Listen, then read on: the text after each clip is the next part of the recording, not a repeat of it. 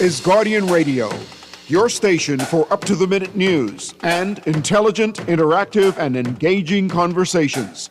96.9 FM. The views and opinions of the hosts and guests are their own and do not necessarily reflect the views of the management and staff of Guardian Radio.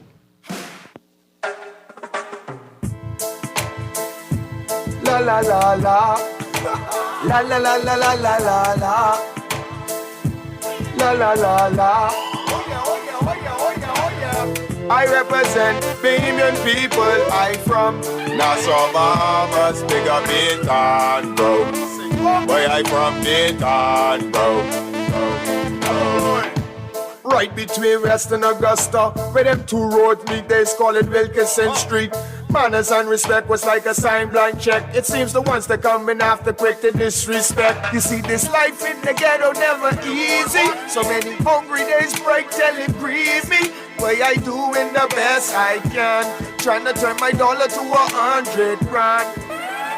I represent the ghetto people. I from Nassau, Bahamas, big up Baytown, bro. Ghetto. Don't take no back talk, no bribe or no joke. Good night, Bahamas, and welcome yet again to another edition of Inside the Industry that premieres every Friday at 6:30 to 8 p.m. on Guardian Radio, except holidays. I'm your host, Valentino, aka Scrooge, host of the show, Inside the Industry. Telephone numbers tonight are 323-6232, 325-4316, and 325-4259. You can text us, powered by BTC, at 422-GR96. And like I said again, it's a pleasure. It's a rainy Friday, so I would like for those who are driving, listening to music or listening to many of the talk shows around the country, just drive with due care and caution. Remember, the life you save might be your very own. So drive with caution. The streets are wet, and I hope that you have a safe journey and a safe destiny to wherever you're going, and enjoy your wonderful Friday and then the weekend, because you truly deserve it. Today's show, we're going to talk about what's been happening in the news. We have here Pentad Slams Davis.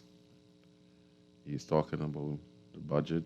I just gave his budget assessments, and according to those who are listening, to many journalists and many radio stations around the country who are professionals,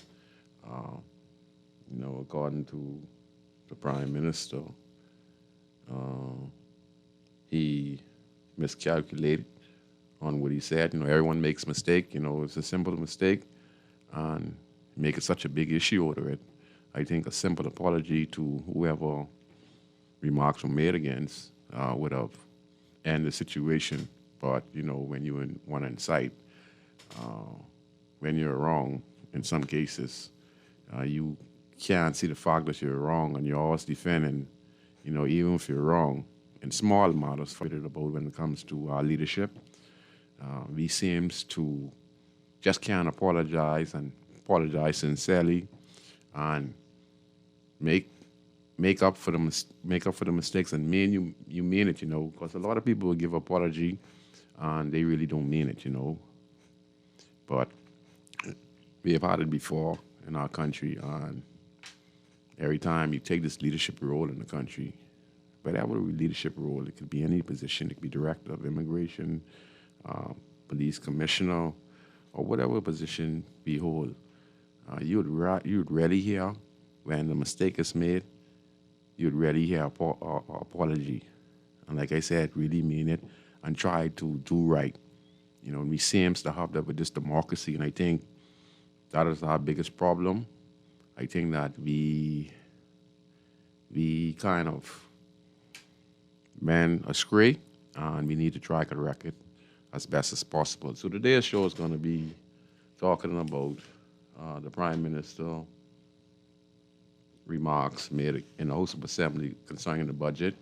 Then we look at the response from one of our own here at Guardian, Candy Ames, who is the editor here. She's a well qualified, well professional. I think she listened to every word that comes out the mouth of the Prime Ministers and leaders of the country. So before she prints anything, she does the research, and I think that in this case, she made a comment concerning the budget, and the Prime Minister, his staff, and people around him probably didn't do their proper research, and they just went on an attack on the opposition, on Candia and the Nassau Guardian. And, she, seems like she was right for what she printed.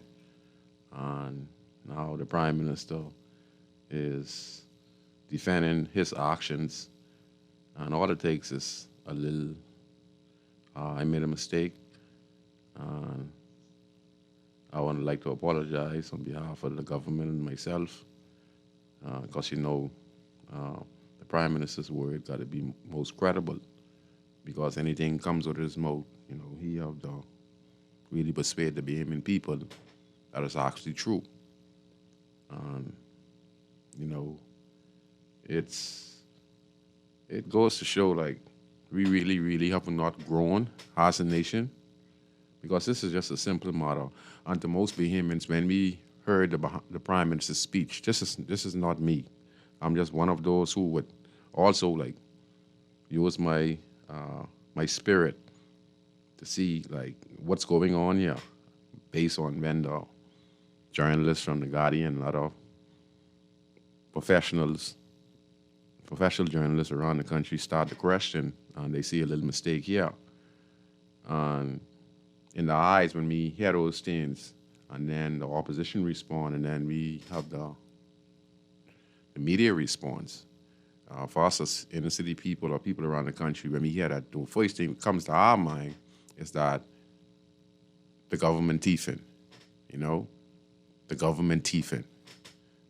That's why he said that. He made a mistake. Now he's talking to people, they're stealing. See, this is what we are getting from all of this. Now, this don't necessarily have to be true. This just could be a simple mistake with numbers, that the Prime Minister was given the wrong information, because it's really a delicate situation when you're doing these numbers, especially when it comes to budget. You have to put everything together, blah, blah, blah, this and blah, blah, this. So some things can get calculated wrong. But, in our eyes, how things have been happening to us as Bahamians living here for ages, when we hear these kind of comments, and then, you hear the response from the media, first thing comes to our mind, they stealing the money. They stealing the money. Knocked about. So we feel not necessary he have to steal anything, but it's how we've been knowing governments, what they've been doing to us for the last 52 years, like Mr. Thompson said, we this way our mind goes. So the words of a Prime Minister got to be credible. He also to be apologetic if he's wrong. And if he does not, he try to defend just as well as we are saying that in many instances.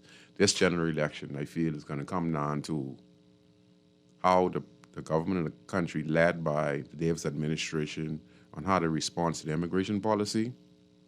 Also, how they deal with the corruption when it comes to the Royal Bahamas Police Force, how they're going to deal with the corruption, how it's going to take shape before the court, what adjustments are going to be made to the Royal Bahamas Police Force in order to stop these matters from happening again when it comes to Johnson and Officer Curtis, who are now former police officers who were senior police officers, and they were involved in very, very incriminating charges we can relate as far as to say treason.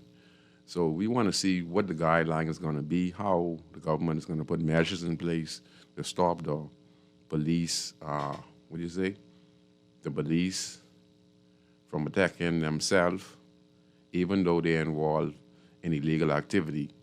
And it's slow justice. And for us as Bahamians, we are waiting to see the results. The government is bringing a revenue of $3 billion, I think.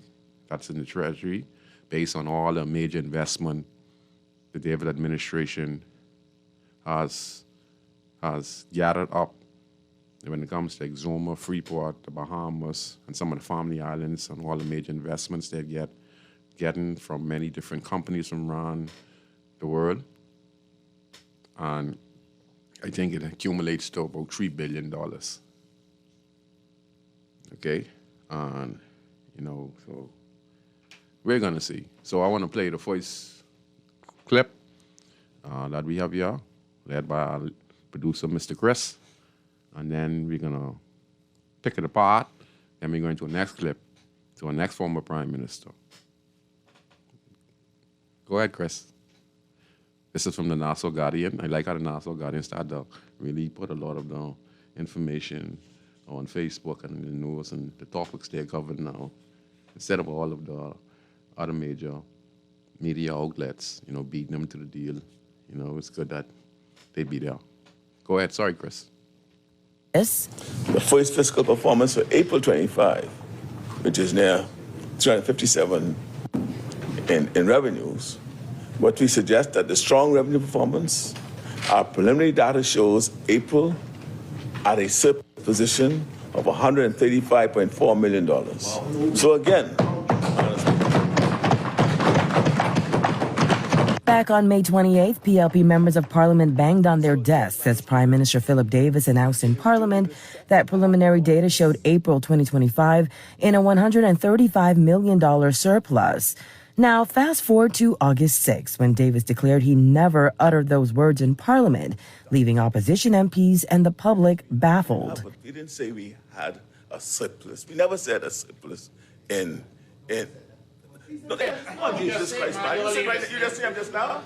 No. Did you not hear him say that just now? No.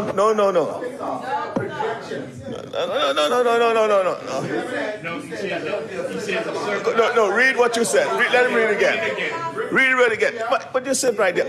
Oh, you're disappointing me these days, man. So how did we get here? The confusion started when former Prime Minister Dr. Hubert Minnis questioned the discrepancy between what Davis said back in May and what was reported in the monthly fiscal performance report published by the Ministry of Finance.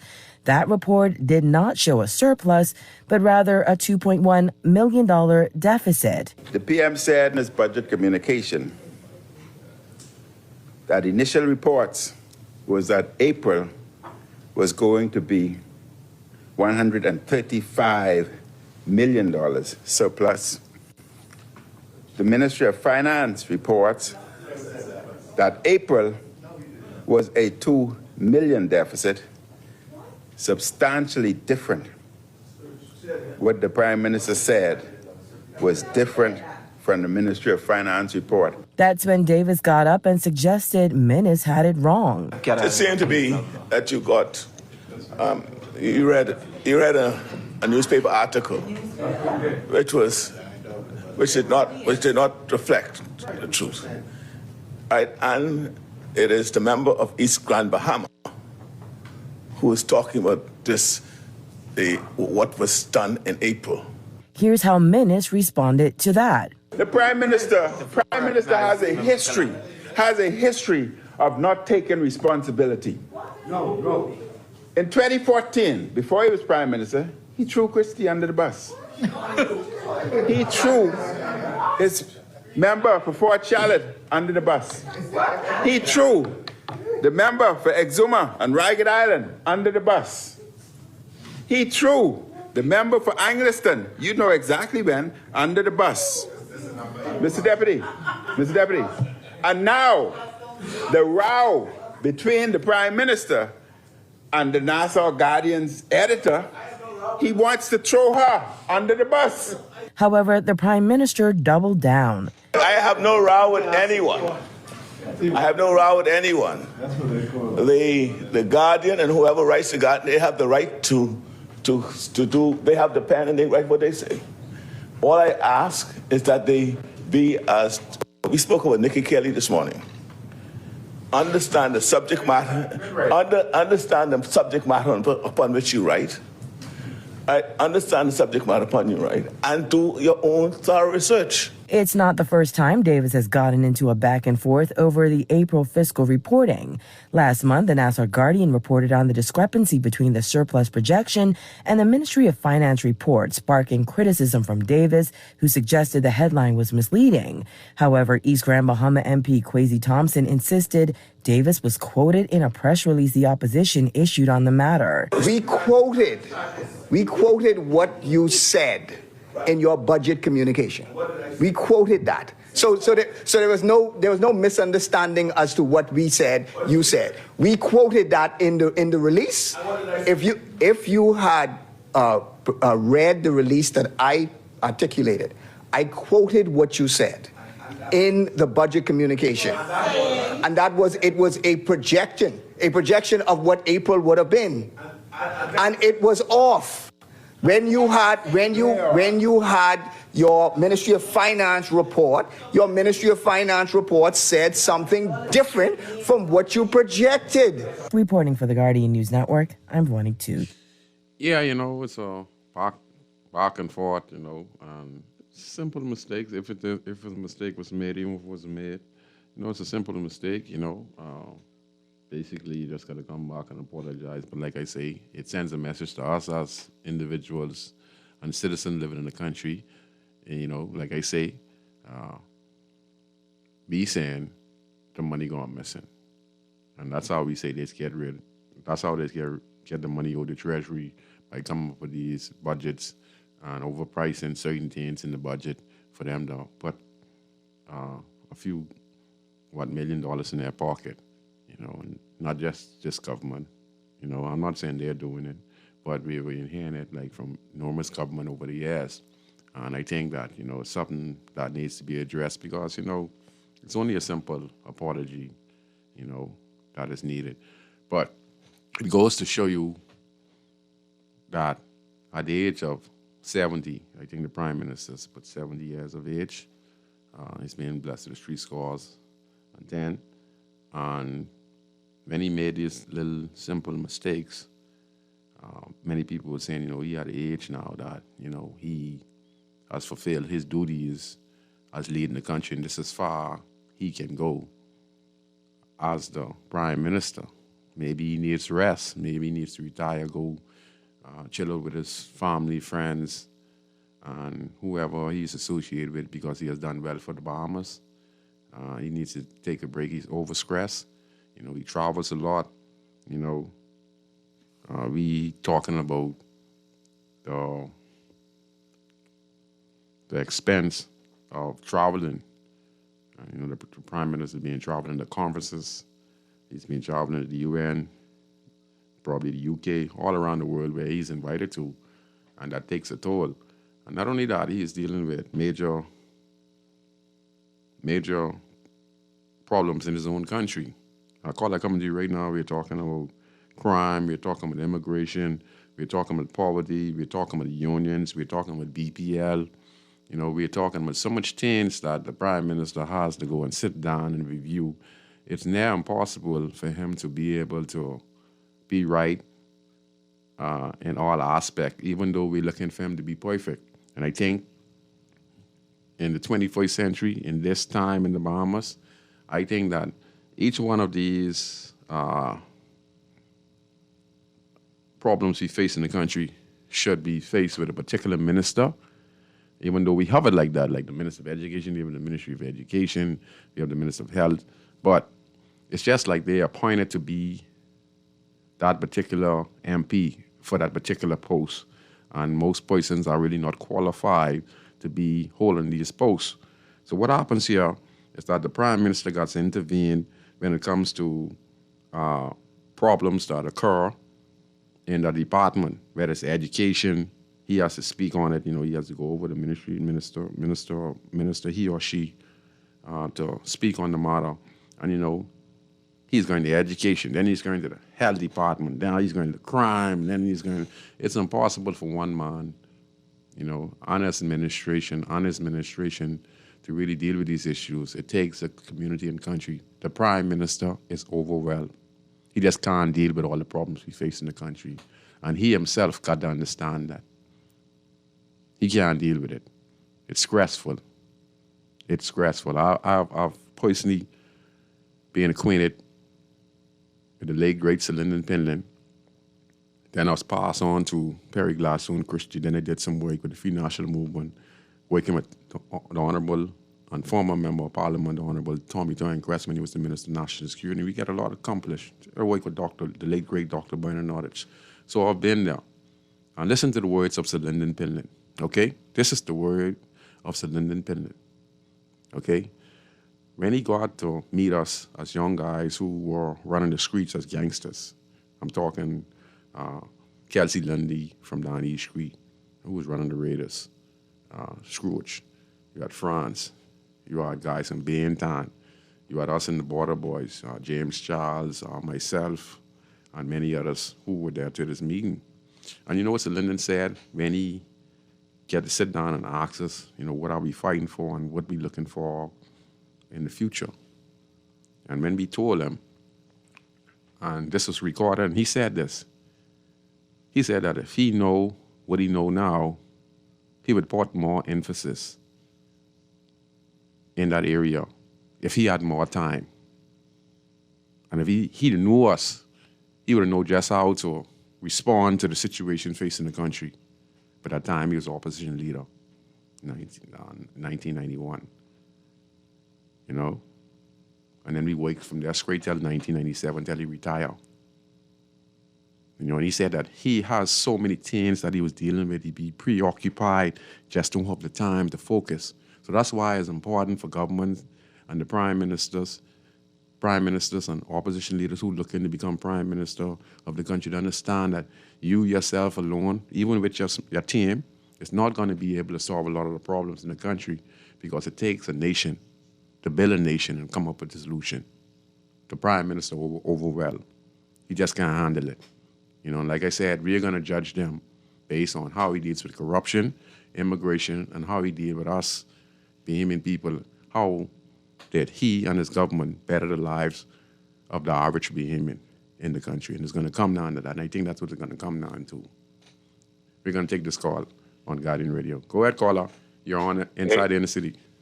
Hey, Scrooge, how you doing, man? I'm fine. Good night to you, sir. As usual, thank you so much for this program. Thank you for lending your voice to the dialogue and allowing us an opportunity to make our contributions to the conversation. My pleasure. Scrooge, I am one of those that staunchly believe that the Ministry of Finance should not be under the portfolio of the Prime Minister. I agree. It should be a separate entity. It should be a group of persons who is well versed in finance, yes, who can stand up in our parliament and give the information as from their point of view. So it takes that off the Prime Minister's plate, yes, and lands it squarely on to, even if they have to finance, for them to deal with that matter. We know the current Prime Minister is a lawmaker, or he's in the criminal law aspect of our system. That is his what you call portfolio. His not just his portfolio, but that's his profession. Yes, sir. Yes, sir. Perhaps now, if he would spend more time into bringing about changes within the system, yes, to bring about not just harsh penalties, but to bring about some real changes where it gives teeth to the laws that we do have when it comes to criminality, yes, perhaps we can get somewhere with his portfolio. Yes, sir. But that Ministry of Finance, I never agreed for that to be under the Prime Minister's portfolio. Yes. That is too much power for one man to have over this country. Yes. Who parliamentarian is going to go up against the Prime Minister, who is the first among equals? Who's going to challenge him for stuff like that? That should be under somebody who is well versed in finance to come about and give this information to the Parliament, and therefore then it comes to the public for our consumption. Yes, yes. You know, we right now we out here basically we are at a loss, because here it is. This is a parliamentarian who has uttered certain words in a particular way, and it was received by everyone in the same vein that this these are the things that he said, but now it seems as if he's backtracking or he has forgotten that what he has pronounced, and then this other group, the financial report is showing something different. I mean, we may say that it's all age related. Yeah. I don't think so. I believe he has too much on his plate. Yeah, too much on his plate. To focus on, and this is one of the areas that he really does not have any true appreciation for what it is. All he basically doing is reporting information that was given to him, but he has basically, from my viewpoint, he has no way to verify the information given to him. He can't prove whether the information he has received is factual or not. Yes, you're right. But this is where the quandary comes in. We need proper governance in this country. Yes. We need proper people in our parliament who can bring about proper governance for our country, bring about peace and prosperity to the hands of the Bahamian people. Because I can tell you, it is rough out here. The average Bahamian is not making it. There is no middle class. There's no conversation on how to restore the middle class. Fix it. There's no true conversation about all of these trips that have been done on behalf of the Bahamian people, but yet the Bahamian people today, on a one-to-one basis, have not received one iota of any true benefit in the short term of all these trips that has been taken. Where's the true accountability for these things? You see, he has a whole myriad of things to be concerned about, and heaven forbid, if the next election comes around, and this is where we are today, and we go back into this again, We finish. smoke will be our cry, because I don't see no changes really on the horizon for this country if we do not put proper people in here who loves this country and love our people. Our people are first, but they got everybody else first, and they got us for last. We only hear pawns and puppets to pay taxes. That's all it is. We are out here. That's all I'm going to say. Thanks for taking my call. Right. That's a lot you got to say. You know, that's a mouthful, what you have to say. You can't say nothing else to what the gentleman just said just now, you know. And that's how it is, you know. There's a lot under the Prime Minister belt. You know, we're looking for a savior, you know. The savior could be there, but if the savior, you know, he don't like to have the right set of people involved, he have a bunch of people around him who was just yes men and looking to please him and put anything before him, you know. I could tell you these things personally, you know, because I was there with Sir Lyndon. He is getting information from a lot of people on the ground. Oh, we get this area locked down, or this one don't like you. Same thing with Mr. Christie. His people telling them they get the streets on the lock when it comes to the election, and they got beaten a landslide. You know, you're talking with the people who you're surrounded with. Those people, some of those people you're surrounded with, Mr. Prime Minister, they only there because you're feeding them. You know, they only there because you're feeding them, and they'll say anything to you just to get you to smile or to sit down with them so you could bless them, you know, which they're entitled to, you know. But we have a lot of people who you're surrounded with, sir, giving you the wrong information, and they're going to doom you. Same thing like with former Prime Minister, when he called an early election. His problem was his street generals and the people around him telling him, oh, sir, boy, the people them love you. You're doing a good job. Don't mind that, you know. You ain't listening to the noise in the market. You know, you're supposed to drive around your car and look on the streets. You know, like how you talk and say you're from Baintown. You're supposed to drive around and look at the people and look how they were suffering. And then you would look at the street generals or the people around you, your team, or started council, or the people who there, you know, who talking to you and giving you this information that call this early election, you're going to win by a landslide. We need to get blow out. To get blow out. All right? These the high priest, them, and all these people you have around you and stuff like that, sir. Mr. Prime Minister, you know, you get your hands full. You know, you got a revenue of $3 billion of the major investment that you brought into the country. You know, we get $3 billion there. But, sir, your hands full. You need to get more. You need to sit down with community-minded people. You know, and I'm talking the right set of people who are concerned about the country and assist those community-minded persons, those organizations, and help them there as your liaison. You know, you don't care if they're a part. You don't care if they're part of the PLP. You don't care if they're part of the FNM. You don't care if they're part of the coalition of the independents. You just care because the reason you care because these people have some input and they're doing some great stuff in their particular fields, like the gentleman who called in previous, and he talked about the fact that, you know, you got to have people who qualified. He's saying that the Ministry of Finance the Prime Minister should not be the Minister of Finance. He should have a team of people, a board of people who are the Minister of Finance. You know, he is the man, but he have a team of what, 5 or 10 people who just dealing with the finance, checking the revenue, checking the VAT taxes, checking everything that comes in, and they're going to pick it apart and show you what you're making the first physical period of this year to year end, so that when the Prime Minister goes up, he get a briefing on this, that from these 10 individuals, so that when he presented to the general public, everything is accounted for. And if there's a mistake made, then one of those individuals who in charge of the finance department would come and take the pressure off the Prime Minister and say, we made a mistake, and we'd like to correct it. It has nothing to do with the Honorable Prime Minister. He needs a team like that. And the caller is completely right. We have to change the way how we do things in the country. We have to be more professional. It should not be in the hands of the Prime Minister. It still could be in the hands of him, but he have a team of individuals who are the best qualified financial advisors in the country from all levels, and you have them there, paying them a salary, and they could decipher the budget. Go ahead, caller. You're on Inside Inner City. Scrooge, how are you today, man? I'm fine. Good night to you. Okay, I got 2 questions and 1 comment. Go ahead, sir. Would you agree that the fiscal year ends in June and starts in July? I could say yes, sir. Okay.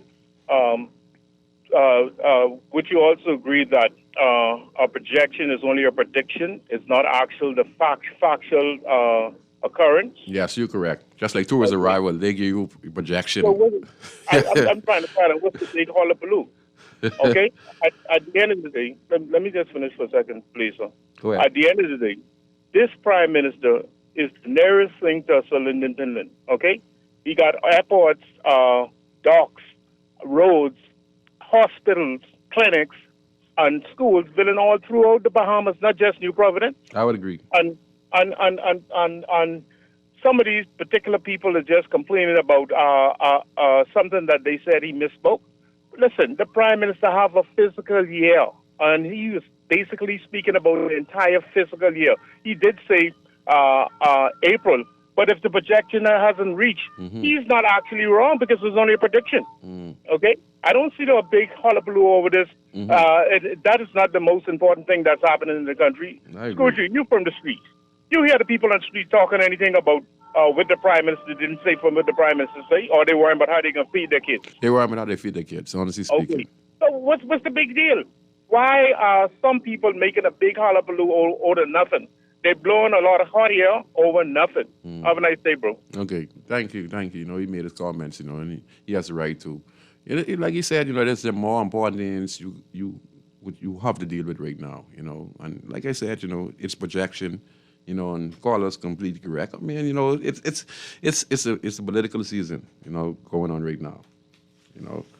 But like I said, get a team of financial advisors, the best, you know, to take the pressure off the Prime Minister, don't put himself in a position, you know, and that's what he needs now, you know, just when it comes, also when it comes to like programs, you know, instead of sitting on with certain people who are appointed there, why not look at the most qualified set of people in the country, on the streets, in government, and around corporate Bahamas, you know, and once they are sincere, you know, and you put them there, there are going to be some changes because what they recommend, you could go on and put it forward. You know, you gather information and you put it forward. So, yeah, young gentleman is right. Like I said, they $3 billion revenue.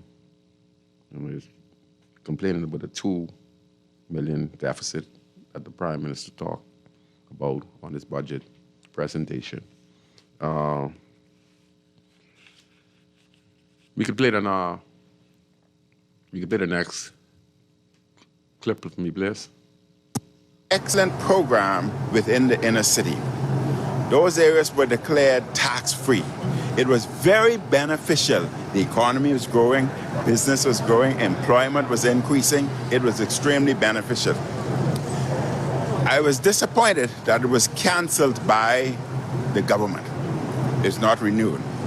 I was disappointed that the members who represented those areas did not speak up for their people. That's what I meant. People and country, not political organizations, should come first. Yeah, that's former Prime Minister Hubert Alexander Menace, and he was talking about the program, Over the Hill Initiative, which actually is the Urban Design Lab, which I was a part of in 2012, working with the Office of the Prime Minister. At that particular time, Perry Gladstone Christie was the Prime Minister. I was working with Samantha Roll, who is now the Director of the Small Business Development, and I say I highly respect her. I think that she's doing a tremendous job in the Office of the Prime Minister, especially helping develop a lot of small business owners in this country. Yeah,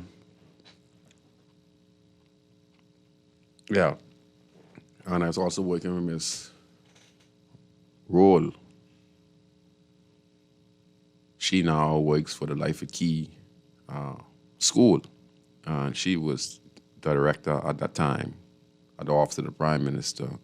We did an extensive ground research working with students from the University of the Bahamas, working with the IDB Bank personally. We was working with Central Bank as well. We was working with Amanda Colston and Yuli Vogus. Amanda was the director of the National Art Gallery. We also work with persons like Miss Hannah. We work with persons like Rosalie Folks, Sarandal's daughter. We also work with Jackson Burnside, Dougaligans Studios, and we come up with a comprehensive plan working with government on how we can improve the inner city community, working with the IDB Bank. That's our number one bank that we get all of our resources from. That's on West Bay Street, and I was invited as a private consultant from the Office of the Prime Minister. I was asked personally to work with them because my name was highly recommended to the IDB Bank, and I was a private, non-paid consultant for many years at the IDB Bank. So many of these programs that you see happening around the country that were introduced came from the IDB Bank and was passed on to government officials, and I was a big part of that. And one of them was the same Over the Hill initiative, which started with the Urban Design Lab. And it started when I was invited to meet with the directors of the IDB Bank. I was invited there, and they was asking me things concerning crime and how they could help to improve it. And I gave them a rundown on what they put together. They started to invite the Office of the Prime Minister, Ms. Nicole Virgil Roll, and Samana Roll, and a few others from the Office of the Prime Minister. And we sit down and we started to take notes. And we started to talk about how we can repair the homes, how we could put Wi-Fi on the parks, how we can increase the garbage collection on time, how we could introduce small business, how we could tie in downtown to Bay Street so that we could start to see economy change where we'd have the 7.7 projected visitors, which is 9.7 projected to come in Nassau, New Providence. And over that, we're looking like over 10 million to 11 million visitors this year alone, the most ever in the history of the Bahamas, under the leadership of the Deputy Prime Minister Chester Cooper. Like I said, we were able to come up with a lot of these ideas and was put forward. Unfortunately for us, the government changed. The Free National Movement won the general election. And when they won the general election, they took over the Urban Design Lab and they switched it to Over the Initiative. And then the Honorable Prime Minister took leadership most of us who did the groundwork, we were not really involved in the continuation, because when government comes and government goes, they cancel it or they don't really deal with you directly, because they feel that those individuals who work with that previous government should not be allowed to work with this government here, because that government said at the time, no, we were private. We were just concerned citizens. The University of the Bahamas, Palm Boeing side, Rosalie Fox, and we were just concerned, and they were supporting me on the idea that I had that was a great concept and a great solution for the country's problem, because it covers everything. It covers in a way how we could get the revenue over the hill. If we could get the tourists to come over the hill, and we create a small business in the field of tourism and in Junkanoo, because Junkanoo was a part of tourism, okay? And tourism is actually a business, okay? They are guests, but they are customers. And if we could get them to invest and in the inner city community with small business developing in the inner city community of Mason Addition, Fort Charlotte, Grandstand, we could get some of the millions and millions of dollars that makes downtown, instead of going out the country, to start to trickle down in the inner city community, so that we could start to prosper. And some of these problems that are existing in the community today can change, because of the more strength we get, the more financially stable we get, we could solve a lot of problems in our community. So that's why I'm saying again, the police can't do it, the government can't do it, but the ideas that are put forward by citizens that can be beneficial to the next generation of the Bahamas, then the Prime Minister, you need people like that on your team who can give you these ideas. All you have to do is see if it makes sense, put a team around that individual, he or she, and help push them. All you have to do is come to the events, cut the ribbon, see the success of the person getting their business certificate, they get their house fixed, they get their business also developed, like on the side of the house, like a breakfast stall or a hot dog stand, and you just come and you give speeches as we travel through the community. And that's how you make changes, so, But tell you the truth, Hans is full. So we heard Minister speak on that. And like I said, I appreciate the fact that he's talking about how this government came in and they discontinue it. They're supposed to continue it, because it was a great idea, a great program, free tax. And the people who live in the inner city community supposed to have free taxes when they go for wood, when they go to the food store, when they go all these places, they were VAT free. So if I was to go to the hardware store and I live in Grandstand and my water certain prices, I would have a tax exemption because I live in Grandstand. You understand? And they were supposed to continue it. But like I say, I wonder why Minister wait so late to speak about it now. Minister seems to be gaining some traction. He's been hitting a lot of positive topics lately. I'm not one to really follow up, but I give credit where credit is due. But when he was the Prime Minister, he was lacking a lot of this. I don't know, he changed or what. I don't know if the BME people is going to put him in a position ever again to be Prime Minister. I don't know, but he's talking some good stuff right now. He look like he's redeeming himself, but it might be a little too late. But he's having some good conversation on matters that is most important to the BME people. So I'll give him a thumbs up for that.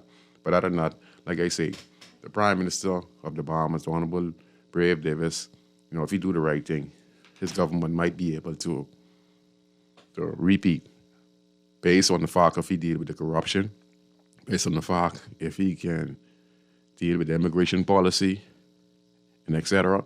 That's how the BME people, I think, is going to judge him. Despite the fact that he has $3 billion in revenue, and that's very, very good, but that $3 billion in revenue is not benefiting the majority of BME people who live in this country. If we could get $1 billion to come over the hill, that could change the whole directory of how things are done in this country. We're going to take this next call. Go ahead, caller. You're on Inside the Inner City on Guardian Radio. Good afternoon, Scrooge. Good afternoon to you. Yeah, I was listening to that excerpt that you played with the former Prime Minister. Yes, sir. In terms of the no tax zones. Yes, sir. In the inner city. Yes, sir. I did a comprehensive some research on the inner city, and maybe you could understand what that was all about, but I can't understand what it's all about, Scrooge. Yeah. don't think it was implemented properly. And maybe we could hear from the persons who would have benefit you in the inner city. So maybe you could reach out to one or two of them to see exactly what that was all about, you know? Yes, sir. But I didn't get it. You see now, for example, I think you break up just a little bit. That you need to do before you even get to giving away policy. All right, just wait. I did some research. I count from East and East Street. Yes, sir. You're breaking up. You're breaking up just a little bit. Go ahead. I said I count all of the derelict buildings, what used to be. Yeah. Businesses back in the 70s and 80s and even the 60s. How much you get? I count 43 of them. Okay. And where from? And where from? And trying to empower Bahamians, right? I would suggest that the government look at acquiring those buildings. You have a lot of people in the inner city. You have great ideas, you know. Yes. So all you need is the funding. Yes. To get started. Yes, sir. Those buildings that are sitting there, they could be used maybe for beauty salons, shops, barber shops, etc., etc. Right? But you have in the inner city, the dynamics of the inner city has changed. You have a lot of people who are foreign element who are operating businesses. Yes. The Chinese, the Haitians, the Jamaicans. The majority of businesses, they control in now. And illegal businesses. Yes.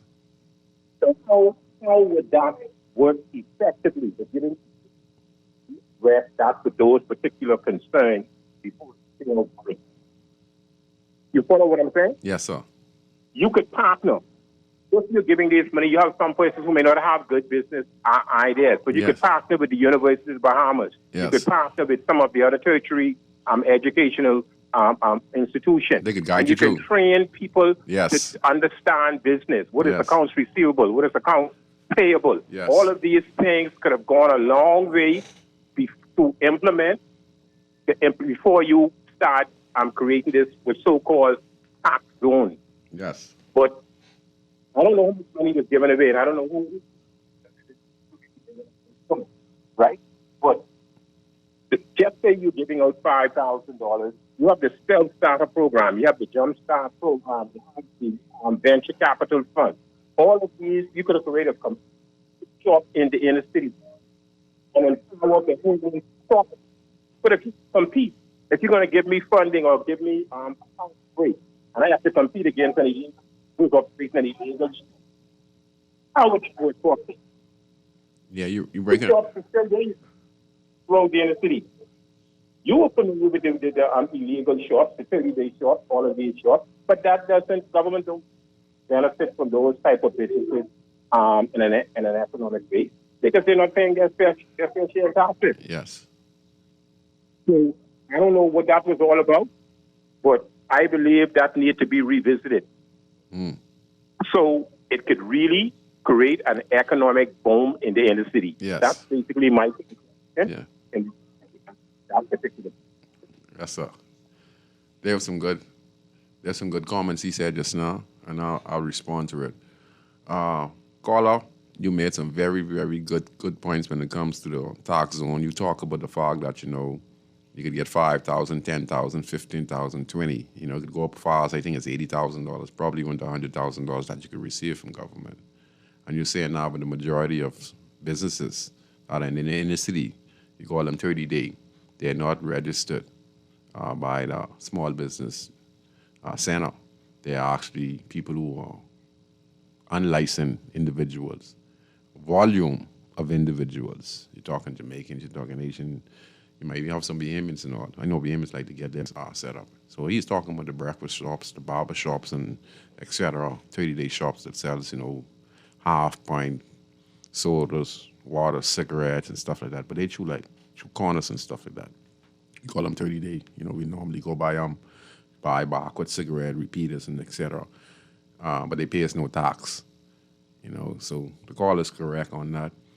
Far as they're concerned about we need to revisit the free tax zone. I think what happened, caller, is that when a program starts in one particular government and it's beneficial, to that government, and then the next government wins the general election,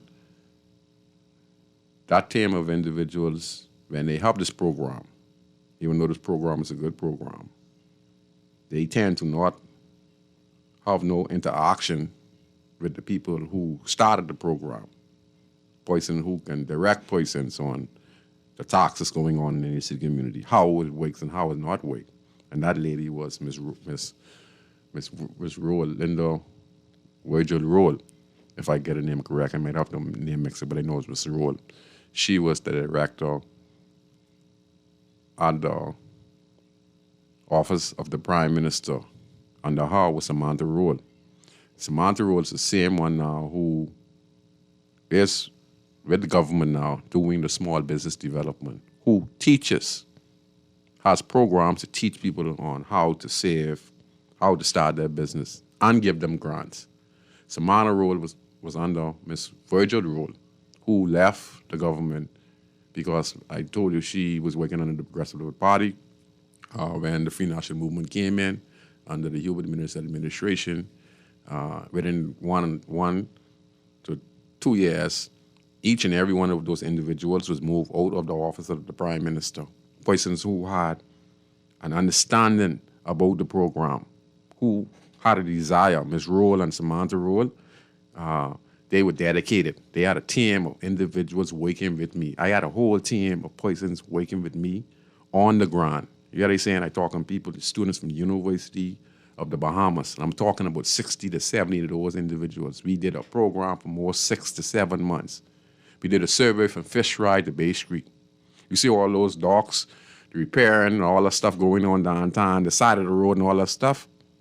That's us. The development you see going downtown, the development now, what you see downtown, fixing Bay Street, the sidewalks coming down Market Street, the sidewalks coming down Blue Road and stuff like that. We had something to do with that. Okay? That's how serious it was. We were the ones who were giving that government ideas. When you see Wi-Fi on the park, those ideas, we were giving the government that. And I was one of the number one consultant on the ground, working with highly qualified people in the country from different fields, from the University of the Bahamas, I told you, the IDB Bank, government officials. So that's how come we was able to come up with the Urban Design Lab, switch over the initiative. But when Minnis came in power, Massey feel threatened, and he pushed everyone aside. And I stopped dealing with that up front because I felt it's a slap in the face for all the work we did. And I said, this is an ideal program to change the directory of the country. And he is now saying that, the government, the current government, has canceled it. But you never speak on it, son. You yourself, Honorable Prime Minister, former Prime Minister, you yourself canceled a lot of people who had an idea about the program, who loved the program, who gave a lot to the program, and you shut them out. So you used to want to really close down the Overland Initiative, former Prime Minister of the Commonwealth of the Bahamas, because you never sit down and met me, who was one of the first individuals who put in basically all the work, because I had to deal with students coming from the University of Vienna, who were considered the smartest set of people in the world. And I had them over here for like 6 months to a year. And we was doing ground research here at National Providence. I did not get paid $1, but I knew this is how I could help poor people in the inner city community by contributing. I say this is the right set of people that I need to be surrounded myself with, people from around the world. And we put everything together. We draw up a plan about the cruise ship. Go look, there's the Urban Design Lab book. You can see everything is in it. It covers everything. It's just the fact that when other government comes in power, they throw away all our progress and want to do something similar. And that is wrong, and that's why we're going backwards in this country. So if the former government were to allow those individuals like Samantha Roll, she left when the Free National Movement got in power. Ms. Virgil Roll who's the director of the Urban Design Lab, she left because she said that, she couldn't function because they going in a different direction. We want to go in this direction. They want to go in this direction. So she left and she went to work with Life for Key. And that was a program for the people, done by Bahamian people from the inner city, from the new University of the Bahamas, from the IDB Bank, from the Office of the Prime Minister. I talking about Sir Ronald's daughter, Rosie.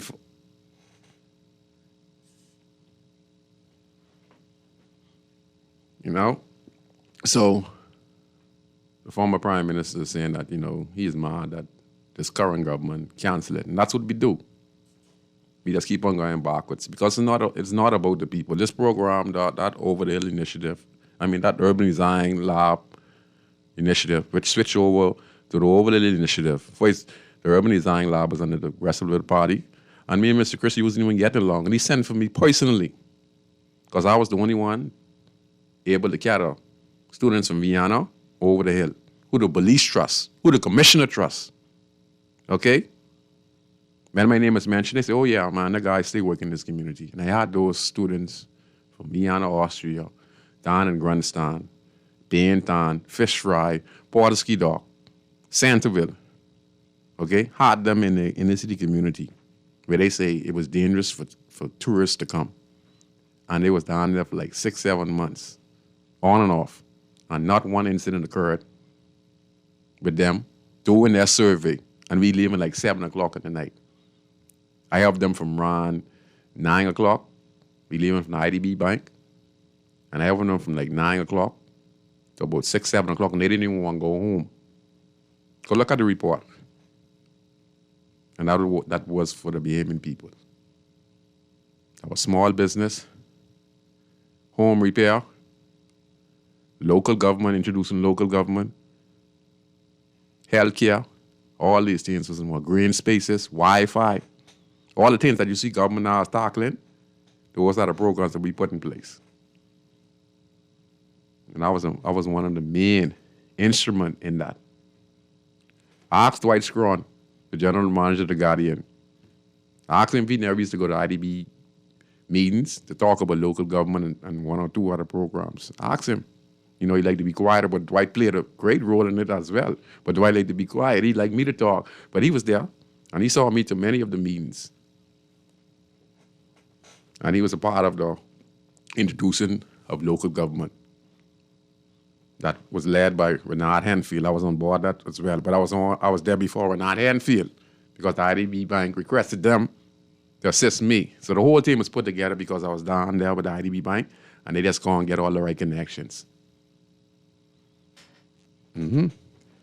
So you see, people, like I say, a lot of the things that you see happening in the country when it comes to program started right here with the same young man right here.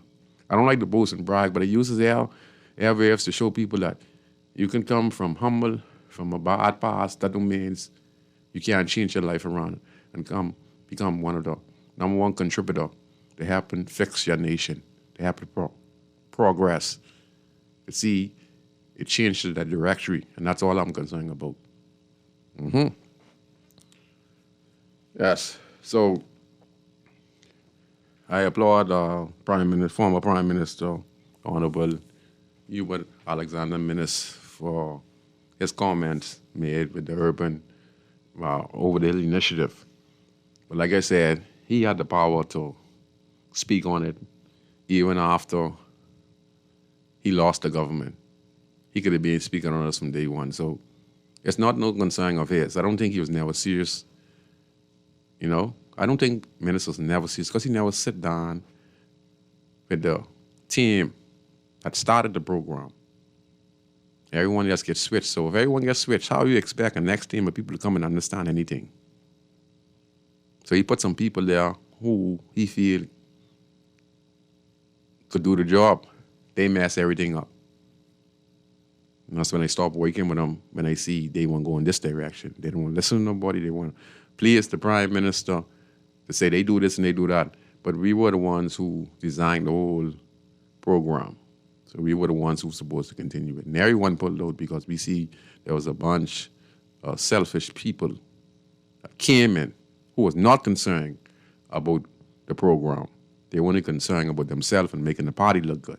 They were not nation builders. I'm a nation builder. There ain't much could challenge me. The programs that I've been assisting the government with in the last 25 years is what government is doing now to date. Many of them. Yeah. So, yeah, I just wanted to have this conversation. You know, the Prime Minister is overwhelmed,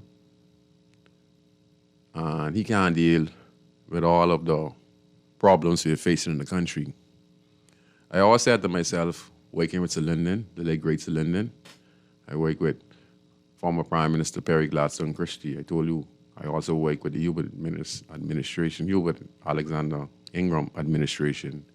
And the second in command was Tommy Turnquest, and I had a great relationship with Tommy Turnquest. And we get to pass many bills in the House of Assembly. You know, for the Bahamian people, second chance, all this stuff, trying to get the marijuana possession down and all those stuff. They were us who given those ideas, you know. We're going to take this next call on Guardian Radio 96.9. No call? Okay. Yeah. So, yeah.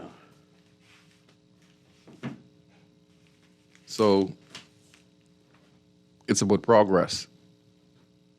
You know, for many Bahamians living in the country today, you know, we don't feel that $3 billion in revenue. You know, as they go back and forth about this small matter concerning the budget, you know, like I say, it seems to the general public out there like the Prime Minister stealing the taxpayers' money. You know, and like the caller said, it was projected. It didn't happen yet.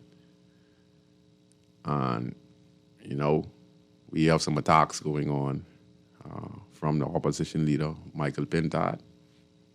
And, you know, he said the words of a prime minister must be credible and based in facts. You know, I just would say to the Honorable Michael Pintard, you yourself was in power, and I hope you said these things to your leader at that time, former Prime Minister, the Honorable Hubert Alexander Menace. Because saying these things, you know, it's like you being there. You didn't say these things when you was in power. Now you're in opposition. Now you're saying these things to the current Prime Minister when he made a mistake. There were many mistakes that the former Prime Minister made under his administration, the Minister administration. And how many times you said these things to him, you know, so you guys have led before, and you know you can redeem yourself. Sometimes people come and argue in their first time, you know, and then they learn to adjust. One of those MPs who came in at cocky and learned to adjust was the Honorable Keith Bell. You know, I see the work in progress because I got to look at my life. I got to look at how I progress. You know, I progress greatly, so I have to look at the progress of others and give them credit where credit is due. I applaud Keith Bell. You know, I like his stance. He has become more humble on his approach. He talks mannerly. You know, he has the right set of programs. I hope that he initiate them. Means that he's talking with the buyback program. One of the callers calling, and he said that there's apartment buildings in the city community that the government can purchase and then turn into small businesses for residents of that community who qualify and go through the basic training. I'm all for that. That's one of the programs that we put forward with the Urban Design Lab, which would switch to the Overhead Initiative, which now is a small business. Okay? So I like things like that because I know how beneficial that can be for the community. those abandoned buildings, two-story buildings, some can turn into rent-to-own. I said some could be turned into a complex of small businesses, for residents in the community who go through their training.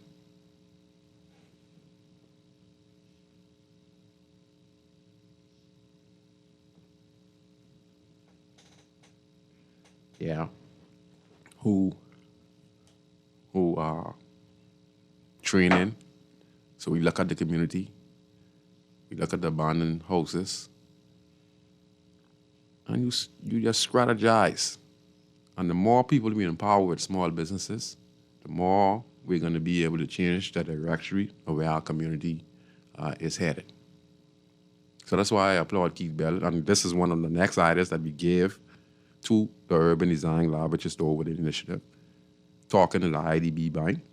These were the items that I was giving to them on what we can do to improve the living conditions in the city community when it comes to poverty and how we could change it, when it relates to crime. And they said we're going to have to go on the ground and develop green spaces, repairing abandoned houses, turning some in Airbnb, turning those abandoned complex apartment into small businesses so that we can have a revenue in there.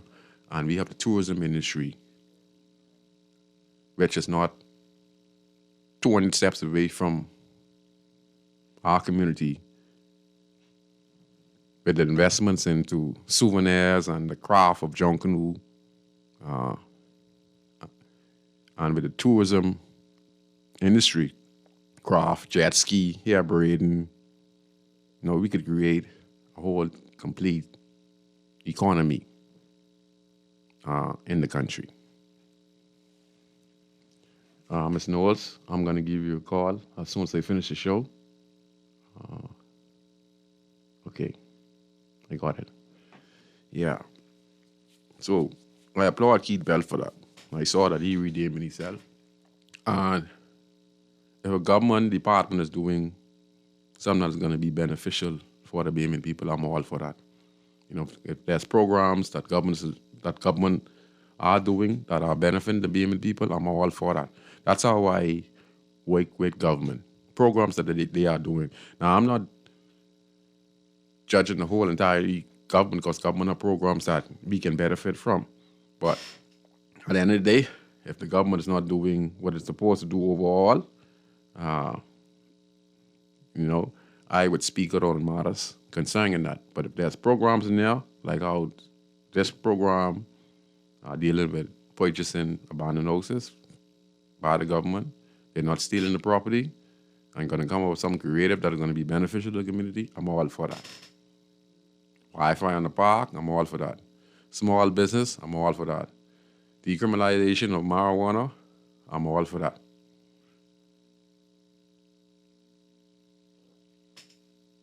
Turning digital, I'm all for that as long as we get the proper training. Because, we're going to have to bring it to the people. I'm all for that. I'm all for that. Yeah. Why? Okay.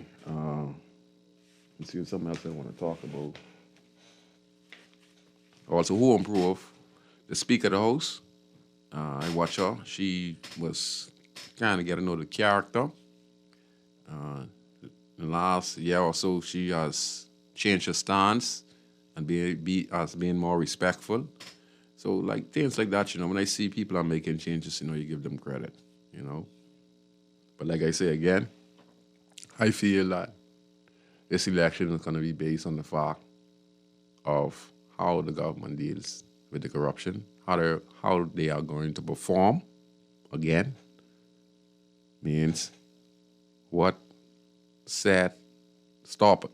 what checks and balances they put on the Royal Bahamas Police Force, the deal with corruption on the Royal Bahamas Police Force, also the immigration, which is the top topic now in the country, especially when it comes to people of Haitian origin or Haitian national who end up with Bahamian passport who can't speak English. You know, we had a director retired at the date. He said that, you know, under his watch, he stated that, you know, he made sure that he looked at all the applicants and all the citizenship that were given out, you know, were legit. He also stated, you know, those applicants who got their citizenship were people who were here 20, 30 years. Again, I have no problem if the people been here 20, 30 years and they apply and they get their citizenship. It's the fault of the government. It's the fault of the immigration department, you know, for not apprehending those individuals. They went through the cracks. So now basically nothing we can do for them because they've been living over here for over 20, 30 years. They have children and et cetera, and et cetera. They already got health care. They've got education. There's nothing much we can do. But the only thing we can do is protect our borders and make sure that there are no more citizenship given out unless there's a background check. I heard the leader of the opposition in response to this topic of immigration and citizenship. The Honorable Michael Pintard said that his Free National Movement government would not be given no illegal immigrants, no citizenship in the country once you come here illegally. But it's nothing to be afraid of. Those who come here illegally and they slip through the cracks, if they probably due to the right procedure, they could be given a temporary white citizenship. Comes with stipulation. You know, those who have been here like 20, 30 years, I think they need to get regulated. We can't just say ship them back because I want people to know it's not our responsibility. But I'm going to tell you this. Most Haitian Bahamian who live and go back home to Haiti or American Haitian go back to Haiti, they're targeted because they're saying that they're rich. Now they come back. God help you if you go back without nothing. You're in big trouble.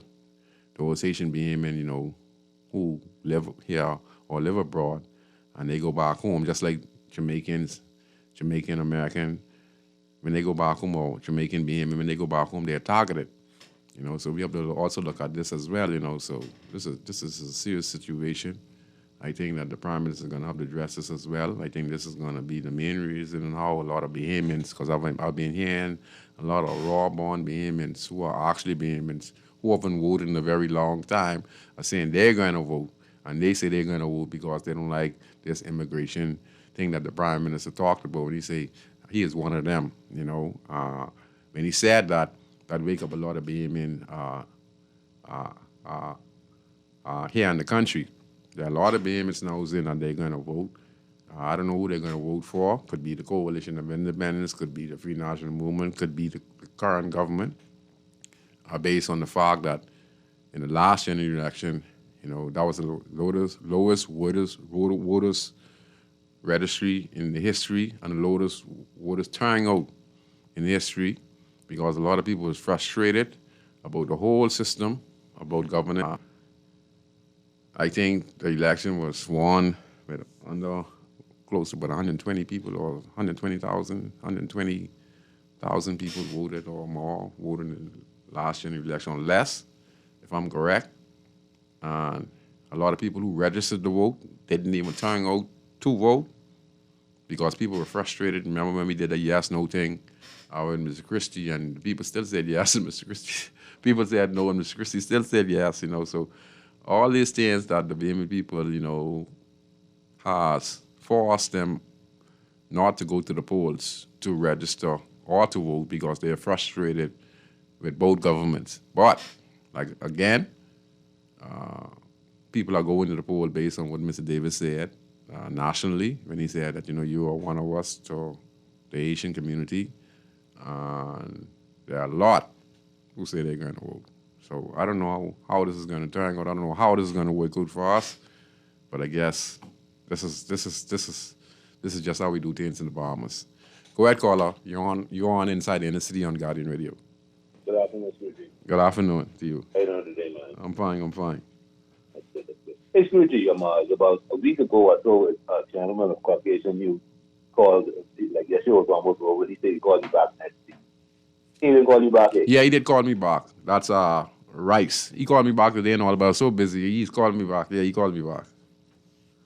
I think he's talking about immigration or something like that. Oh, you talking about? Oh, you talking about? You talking about? You talking about? Let's go on somebody. I can't remember. That's I get him now. I get his Moscow, Mr. Moscow. Yeah. Mr. Moscow. No, he didn't. Never called back. No, he never called back. I was waiting for him to call last week, but he never called back. Man, he needs to call back, man. Yeah. Man, I mean, hold on, man. He got the keys, man. Yeah, man. That's the Moscows. Huh? Yeah, that's the Moscows. Yeah. Yeah. Hey, Scrooge. Hey.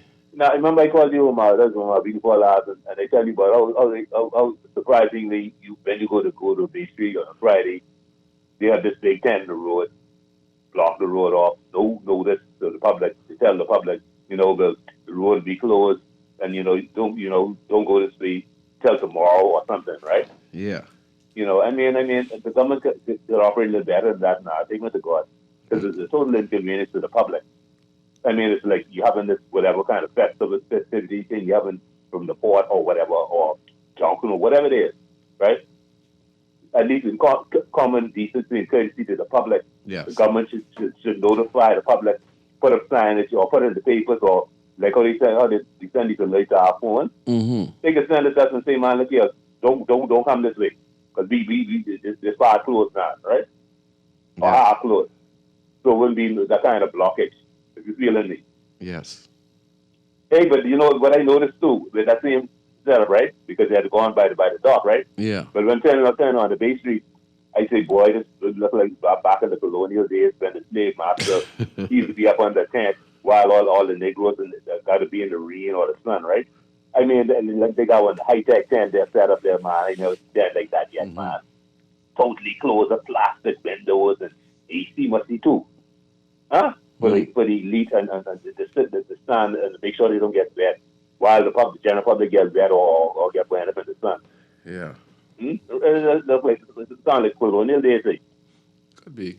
No, they government just get up and do what they want to do without notifying the general public, and we have to grow out of that. We have to be more. Yeah, man. Because I mean, the town is be so busy, and then you got the dock right there with all the cruise passengers and all the taxis and all that. Yeah. Then you got a government wouldn't even announce to the public to let them know in advance that Bay Street we close now up every Saturday till the next month or so. Yeah. So don't come on Bay Street on Friday till Saturday or whatever it is. I mean, too courtesy. And that would have stopped the block of traffic, because when they did that, there was blockers of traffic going straight down probably the Wolf Road.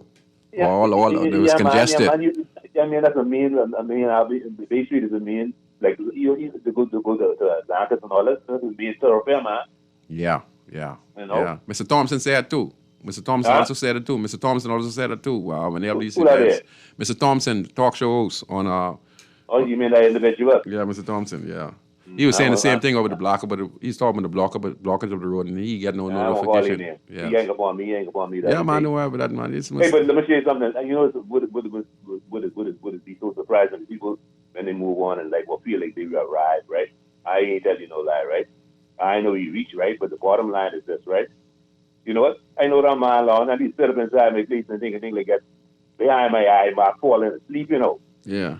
That's the kind of friend I thought he was. Yeah, he could be a friend. I call him, right? No, but see, I'm gonna get it. But that's your personal vibe. I'm gonna get that. I don't see how I'm gonna get that. I ain't saying nothing bad. Yeah. What I'm saying is, and that's like that. But you could call up. You could leave your number. You could leave your name. But I don't know you, but leave your name. Call up. This man know me and thing, and I say, hey, but that's all right. See, I tell see, I ain't knocking him on that, right? But see, all he's doing is something simple, right? When people feel like they arrive, when they reach no place, right? The biggest place where they could be in their life through ego, right? Because when I call, if I don't have to call you Mister. I say good afternoon, call you by your name. I big man, you big man. I'm not obligated to call you no professor because you have no degree. You come as a fraud and then you want me to bow. But don't do that, man. I tell you, don't do that. Don't do that, man. I don't want to do that. I don't like to talk about other people unless, I don't do that. I don't like to do that. Sorry for that, boss. I don't like to do that, you see. I highly respect Mr. Thompson. You have an issue with Mr. Thompson, but I can't get, I have respect for Mr. Thompson, and I have respect for you as well as a caller, but I told you I didn't want to get, and what you're saying towards Mr. Thompson. That's your personal issue. You know, Mr. Thompson is the elderly man. Like I said, you have your viewers. I respect your viewers. You know, but I don't want to be mixed up in it. Mr. Thompson hasn't done me nothing. You know, he should, the most respect. I ain't say he has done you nothing, but, I don't want to be the one to do that to a senior man. I still respect him for who he is. He has not been disrespectful to me. And I know Mr. Thompson, he get excited, he's elderly and, stuff like that. And sometimes, you got to understand he's elderly, so he can't remember everything, So God just give him a little break, And you made some good points as well, No disrespect to you as well, But I just, I can't do it. I try to be as professional as best as I can, to let everyone have a voice on the show. But, some things you got to be able to see how you could de-escalate it, because I don't want to, But anyway, I just want to read this. Yeah. Based on those remarks made by Michael Pintard and one of the editors here at Guardian Radio, Ms. James, the Prime Minister's response is politics. The Prime Minister of the Commonwealth of the Bahamas, the Honorable Brave Davis, he responds as politics has become too hostile. And I want to get you this real quick. We have 10 more minutes, so let me get you this real quick. And this here is in the Tribune. Mr. Davis said the current state of politics in the country is deeply afraid of what it has become and how it's affecting communities. It is, Mr. Prime Minister. You're in church giving speeches. You're not a pastor. You understand? So you're making it this way.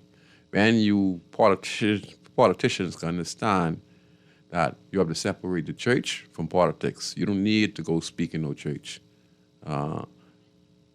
If you want to speak to the Bahamian people, do it by your office or do it on the government ground or do it somewhere where there are ordinary Bahamian people. Doing it in the church is a slap in the face to God. You understand? Honestly speaking, unknowingly, it's a slap in the face in God. Because in politics, there's some dirt you are doing, regardless of how good an individual you are. There's something wicked going on with some ministry or some MP that you know. I'm not saying you Prime Minister. I'm saying that anyone who holds power, they would know that certain individuals are doing things that are against God and against the law, and they would still allow it to happen in their party. And you can't allow individuals like that because unknowingly, when allegations are against members on both sides, you think I, as a pastor, go on that individual to come speak in my church, even though that individual could be the Prime Minister or opposition leader. What gives them the right to go speak in God's house? What gives them the right? Let me ask you, how and when? What gives them the right to go speak in God's house? It's supposed to be God's house. A man or woman who earthly man swore to. The king who served in man, now he's going in God's church, not to speak for God, to think he's speaking for God, but to go speak for a king. Has no right. I don't think no politician has a right to go speak in no church. That's just my opinion. I know what I'm supposed to do. I know what my profession is. I know what to mix in.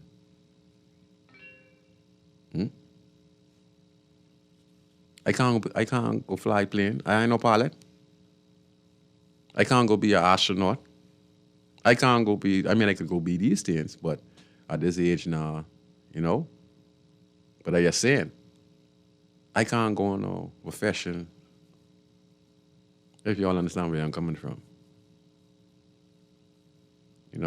So you, sir, is making it that way.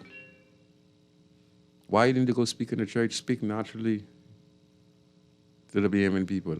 These are things you're doing to yourself unknowingly. Okay? He says here it has become affecting communities. His comment came after after he gave a speech at the Church of God of Prophecy, Love Thy Neighbor event. Now listen to this, Love Thy Neighbor event. A national faith-based initiative aimed at promoting Trinity through service and spiritual renewal. Mr. Davis laminated the growing industry, the growing hostility in politics discourse, saying it is eroding the sense of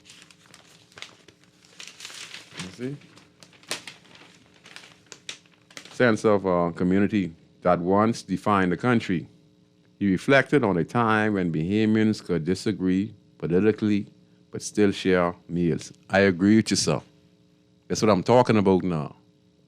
You know, political, the FNM, the PLP, and the Coalition of Independents who are looking to, you know,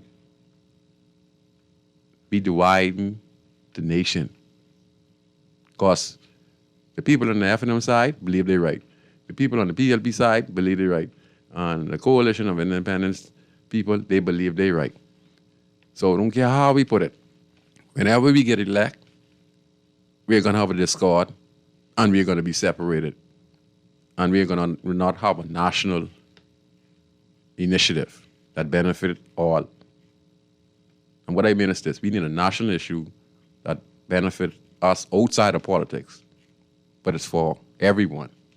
Like I always say this, when a government gets elected, right? That election is over. That election is over. Once a government is elected, that is not the government of the PLP or the government of the Free National Movement. That government is the government of the Commonwealth of the Bahamas. The King of England does not recognize PLP, does not recognize Free National Movement. The only thing it recognizes is Bahamas government. On former Prime Minister Perry Christie pension plan, former Prime Minister Hubert Alexander Ingram pension plan, it's going to say this, Commonwealth of the Bahamas, $160,000, I think they receive in yearly, or more, that they receive in yearly from the taxpayers' money. So even though they are former, we are still paying them. And you know what that check says? That comes from the government? It says Commonwealth of the Bahamas. Okay? So yes, we divide until we understand that. Okay, so let me read the script. Yeah, 2 more minutes. He said he reflected on a time when Bahamians could disagree politically but still come together and share meals, attend the same church, and share for the same Jonkunu groups. But he said much of that unity has faded. You know why it's faded?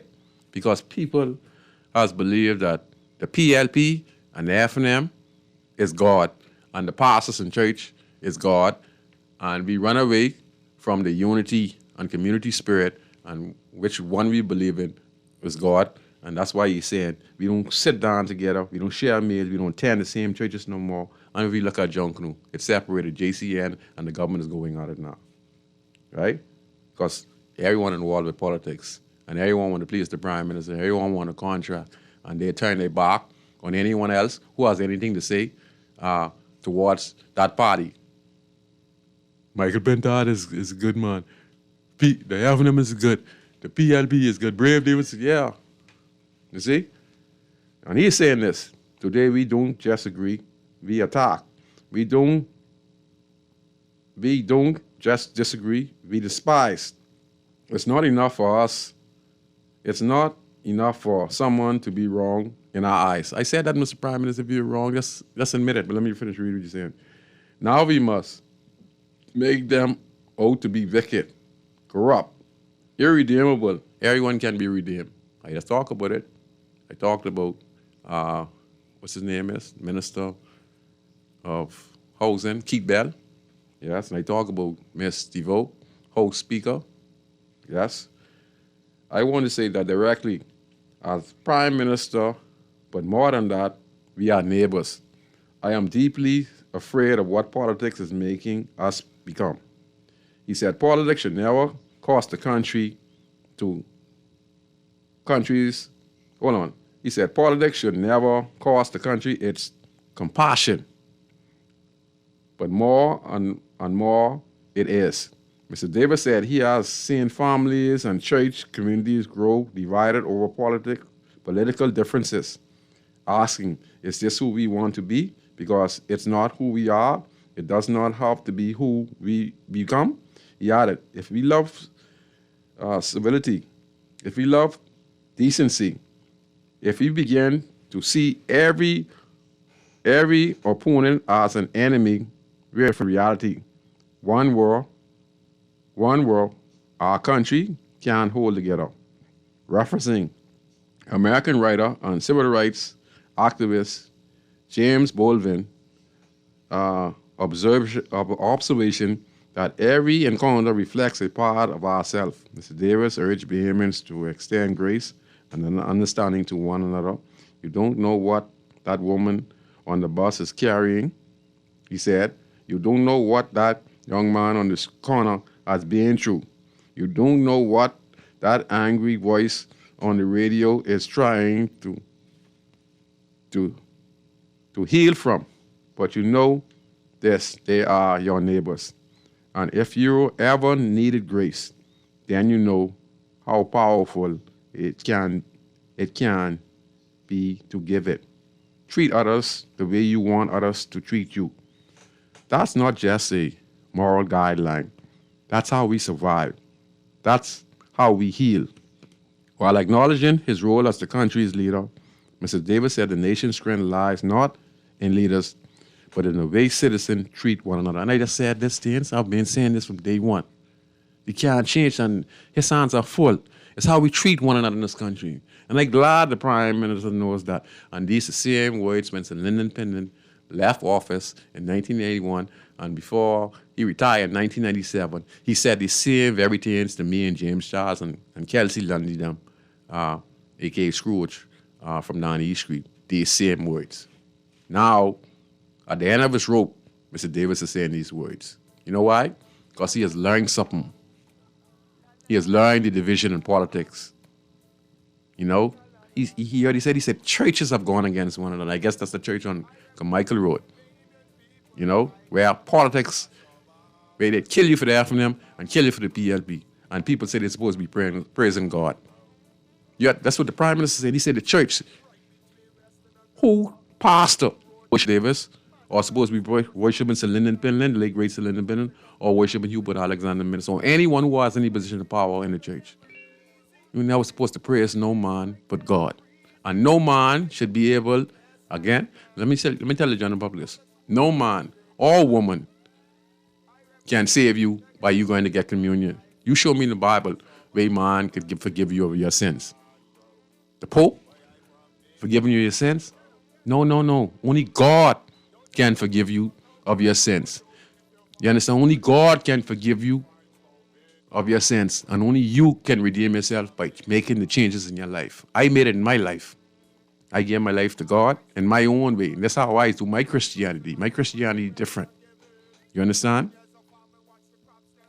So I hope you all enjoyed the show on Guardian Radio. Let me read this last thing the Prime Minister said. He says, you don't have to like someone's choices to respect their humanity. You don't have to share someone's story to honor their struggle. We can disagree. That's democracy. That's life. But we must never let disagreement lead us to devalue one another. And I would agree with you. Remember I told you the King of England don't recognize PLP. They don't recognize F&M. When Hubert Ingram, Alexander Ingram get his pension, and me and you, Chris, pay water bill, light bill, gas bill, that same couple dollars we pay goes towards their pension. And their pension goes to be $160,000 a year for both Hubert Alexander Ingram and both Perry Christie. And you know what it says? It doesn't say the leader of the Progressive Liberal Party or the leader of the Free National Movement. It says to the former Prime Minister of the Commonwealth of the Bahamas. So it's the same thing what Davis is saying right now. And he is saying it to you. And I hope those who are listening understand what he is saying to you. We are one nation, but we are divided between the PLP and the FNM. Then now we have the Coalition of Independence. So we're going to be in this state until we realize we have to have a national plan. Yes, we might have these political parties, but we have to keep a national plan and say that when any government comes in power, I talk about the Urban Design Lab, I talk about the Overdale Initiative. Now I'm talking about the cancellation under this government. It started at the PLP. May us continue it in his own way, and then this government cancel it. We keep on going back and forth, people. You understand? So, anyway, that's the end of the show. It's a pleasure to be your host on Guardian Radio 96.9. I'm Valentino Brown, a.k.a. Scrooge, host of the talk show Inside the Inner City that premieres every Friday at 6:30, except holidays. And to all the callers, you did a wonderful job, and hope to see you guys next week on Guardian Radio 96.9 FM. Nassau, Bahamas, big up Bintan, bro. Where I from Bintan, bro. Don't take no back talk, no bribe or no joke. If you find fire, you definitely find smoke. Bintan, bro. Where I from Bintan, bro. Bintan, I say up and running. Caliban say my show boy don't ever give in. 7 years of farming, watch the crops them come in. True they see a humble thing, the lion sleeping. But they hating for no reason. Only that I believe in. Watch them only pass through for a season. Godless, I gon' weed them.